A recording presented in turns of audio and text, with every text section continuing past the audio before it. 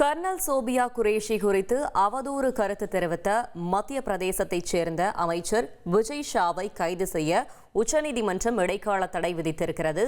இது பற்றின மேலும் விவரங்களை செய்தியாளர் வெங்கடேசன் வழங்கிட கேட்கலாம். வெங்கடேசன், வணக்கம். மேலும் தகவல்கள் என்ன?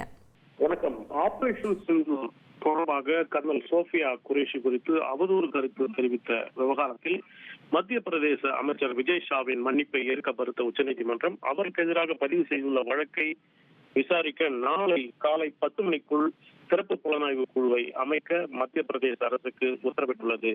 இது தொடர்பாக மத்திய பிரதேச அமைச்சர் விஜய் ஷா தாக்கல் செய்த மனுவை விசாரித்த உச்சநீதிமன்ற நீதிபதிகள் சூரியகாந்த், என் கோட்டீஸ்வர் சிங் ஆகியோர் அடங்கிய அமர்வு இந்த விவகாரத்தில் கர்னல் சோபியா குரேஷி குறித்து அவதூறு கருத்து தெரிவித்த விவகாரத்தில் அவரது பொது மன்னிப்பை ஏற்க முடியாது என்றும், இது போன்ற மோசமான கருத்தை தெரிவித்தது நாடே வெட்கி தலை குனிகிறது என்ற கருத்தை தெரிவித்த உச்சநீதிமன்ற நீதிபதிகள் இதில் இந்த வழக்கை அவர் சந்தித்து ஆக வேண்டும் என தெரிவித்ததுடன் இந்த வழக்கை சிறப்பு புலனாய்வு குழு விசாரிப்பது பொருத்தமாக இருக்கும் என தெரிவித்து அவரது மன்னிப்பை ஏற்க மறுத்து அவருக்கு எதிராக வழக்கை பதிவு செய்த வழக்கை சிறப்பு புலனாய்வு குழு விசாரிக்க உத்தரவிட்டு மேலும் அவரை கைது செய்யவும் ஒரு இடைக்கால தடை விதித்துள்ளது.